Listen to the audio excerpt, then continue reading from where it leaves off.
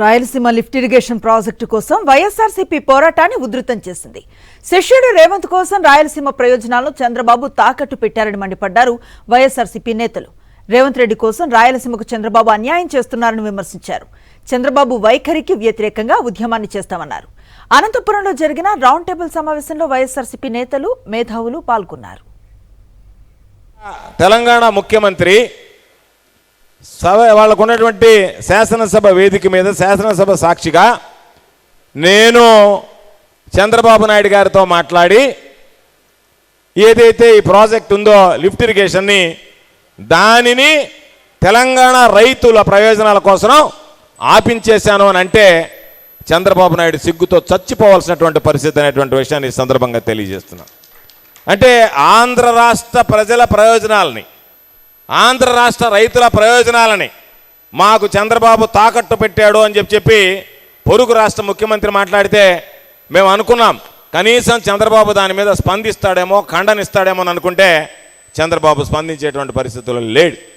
ఖండనిచ్చేటువంటి పరిస్థితి కాకుండా ఎదురుదాడి వైఎస్ఆర్ కాంగ్రెస్ పార్టీకి సంబంధించి ఎవరన్నా మాట్లాడితే ఎంత అవహేళనగా మాట్లాడుతున్నాడంటే రైతులంటే 20 టీఎంసీ వెళ్తే ఏం ఉరిగిపోతుంది అని చెప్పి మాట్లాడుతున్నారు. నేను అడుగుతున్నా, నీ ఇంటి పక్కన నువ్వు ఈరోజు 5 ఎకరాల స్థలంలో కడుతున్నావు, 5 సెంట్ల భూమి ఎవడన్నా తీసుకుంటే ఒప్పుకుంటావా చంద్రబాబు? నువ్వు రైతులకు సంబంధించి 20 టీఎంసీని నీళ్లు ఒక లెక్క అన్నట్టుగా మాట్లాడమంటేనే రైతులంటే ఎంత నిర్లక్ష్యం ఉందనేటువంటిది ప్రత్యేకంగా చెప్పాల్సినటువంటి అవసరం లేదు.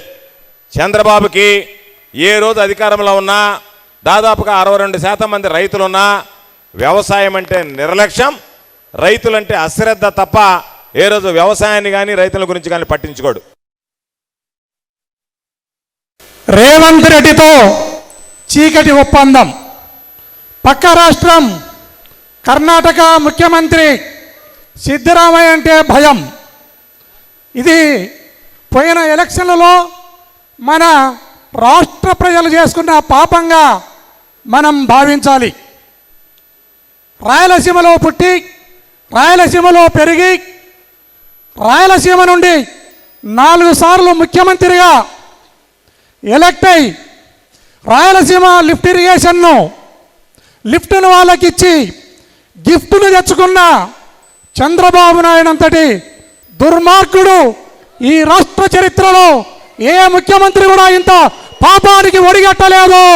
అదే కాకుండా పోలవరం డ్యామ్ ఎత్తు తగ్గింది, కరప్షన్ పెరిగింది. ఇది స్వయాన ఈ దేశ ప్రధానమంత్రి మోడీ గారే 1.25 లక్ష సార్లు పబ్లిక్ మీటింగ్లలో చెప్పడం జరిగింది. ఆల్మట్టి డ్యామ్, ఆ డ్యామ్లో కూడా చంద్రబాబు నాయుడికి డీల్ కుదిరింది. మనకు రావాల్సిన వాటాలే సక్రమంగా రానప్పుడు ఉన్న వాటాలను కూడా వచ్చే నీటిని కూడా అడ్డుకునే దిశగా ఈరోజు తెలంగాణ ప్రభుత్వం పోతిరెడ్డి ఎత్తిపోతల పథకాన్ని మరి వాళ్ళకు అనుకూలంగా మలుచుకొని తీసుకువెళ్తూ ఉంటే డైరెక్ట్గా అసెంబ్లీలో మరి చంద్రబాబు నాయుడు గారిని ఒప్పించి నేను ఈ యొక్క విషయాన్ని మరి ఆ కార్యక్రమాన్ని ముందుకు తీసుకుపోతానని డైరెక్ట్గా అసెంబ్లీ సాక్షిగా చెప్పినా కూడా ఈరోజు మన కర్మ ఏమో రాయలసీమ నుంచి 4 సార్లు ముఖ్యమంత్రి అయిన చంద్రబాబు నాయుడు గారు రాయలసీమ పైన మరి శీతకన్ను పెట్టినట్టు ఎక్కడ కూడా రాయలసీమకు 1% కూడా న్యాయం జరగకుండా మనకు రావాల్సిన ప్రతి ఒక్క విషయంలోనూ ఆయన మనకు అన్యాయం చేస్తూ ముందుకు పోతా ఉన్న విషయం మనందరికీ తెలుసు. రాయలసీమ రత్నాల సీమ అంటుండమే ఇప్పుడు కరువు సీమగా మారుతూ ఉంది.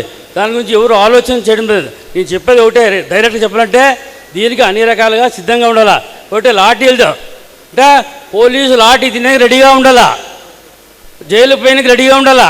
ప్రతి నియోజకవర్గంలో కూడా జిల్లాలో ప్రతి నియోజకవర్గం పోయి అక్కడ పోయి మీటింగ్లు పెట్టి అక్కడ చేసిన తర్వాత పాదయాత్ర చేయాలా. ప్రతి ఊళ్ళో కూడా నిరాహారదీక్షలు ప్రతి జిల్లా నియోజకవర్గంలో కూడా నిరాహారదీక్ష చేయాలా, పాదయాత్రలు చేయాలా. ప్రతిసారి కూడా మీరు గమనిస్తూ వస్తే టీడీపీ ప్రభుత్వం ఎప్పుడు చూసినా రాయలసీమకు న్యాయం చేసేది కాదు.